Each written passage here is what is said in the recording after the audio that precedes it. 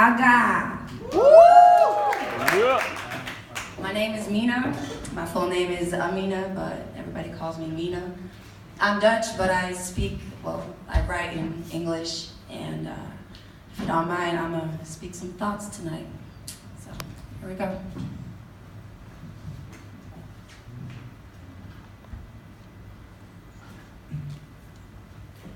I've been up all night, twisting my mind to come up with a good-ass poem.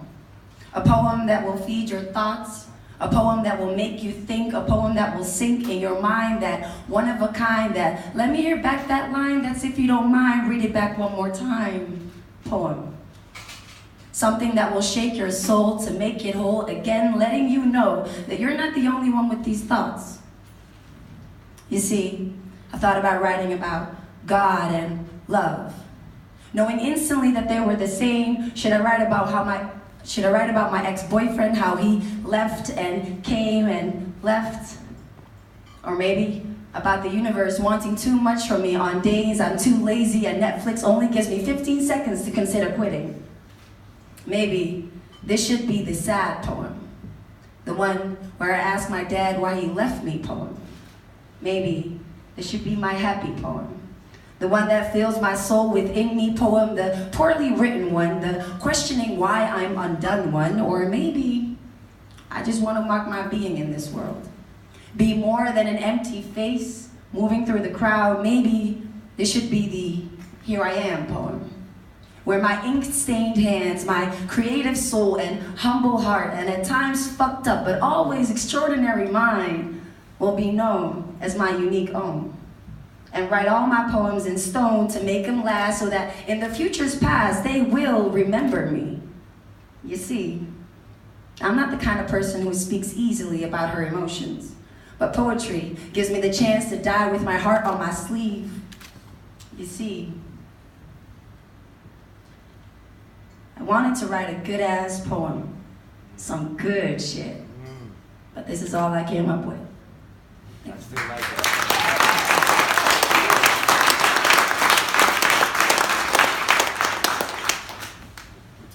There is this scene that keeps playing over and over again like a broken record.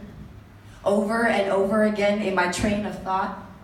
It makes pit stops at past moments and pass them by, slow pace, always stops at the same place. And for a minute, it feels like I'm back in a room made from feathers, placed in a house made from flames. Smoke detectors with domestic difficulties failed to detect the smoke that filled the room as from the ashes I bloom. Phoenix feathers slow dance out the window. It was then she decided growth as her fundamental. I've never seen something so strong and soft at the same time. Something so holy and wild at the same time. Woo! Yeah!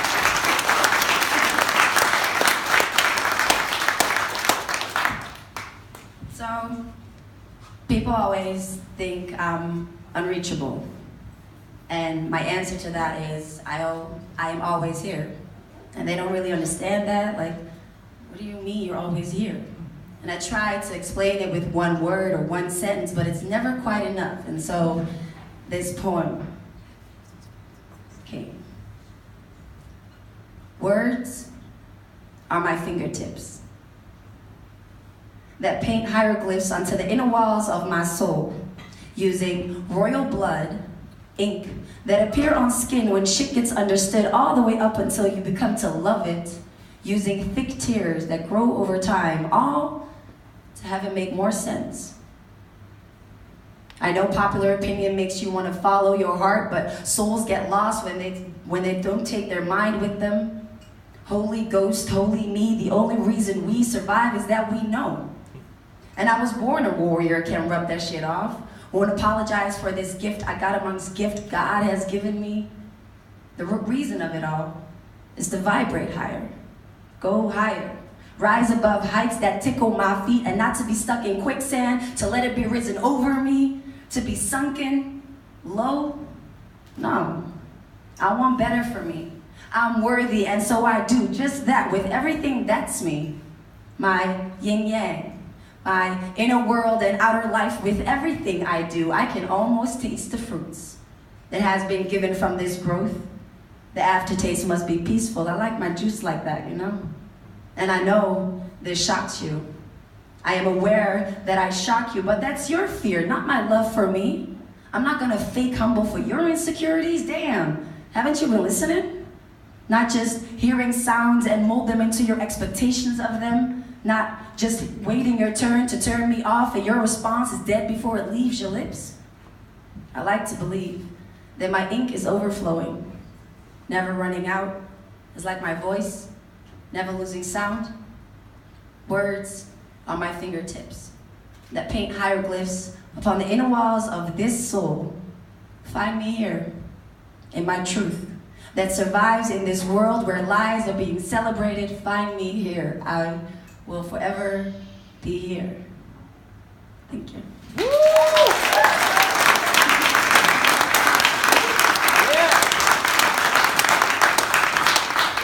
you so much for the love. Oh my God, I'm trying again. Okay, so this last piece is a love story. I'm a poet and I write love stories. Yay, shocker. Yeah, it's the last one, you guys, so here it goes. Sometimes, not all the time, but most of the time, my cape becomes my parachute. Sometimes, not all the time, but most of the time, I jump out into free fall, falling through the eye of the storm. Crazy how I call myself a storm, huh? Well, I've never been a fan of the chaos it leaves. I'd rather be the chaos, looking through my pages to greet myself once again, and there it was.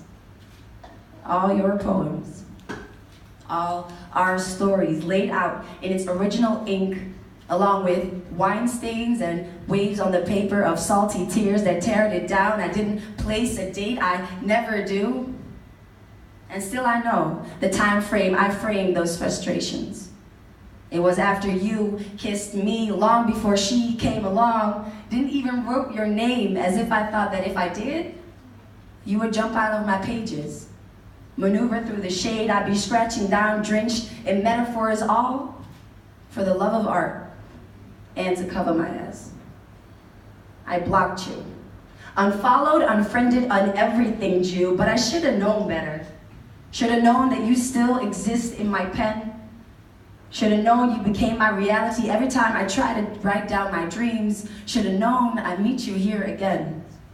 Here, where almost turns into always. Where our story never ends. Even when I know that outside of this cover, you won't let me have you be discovered. I just like to pick up where I left my bookmark sometime.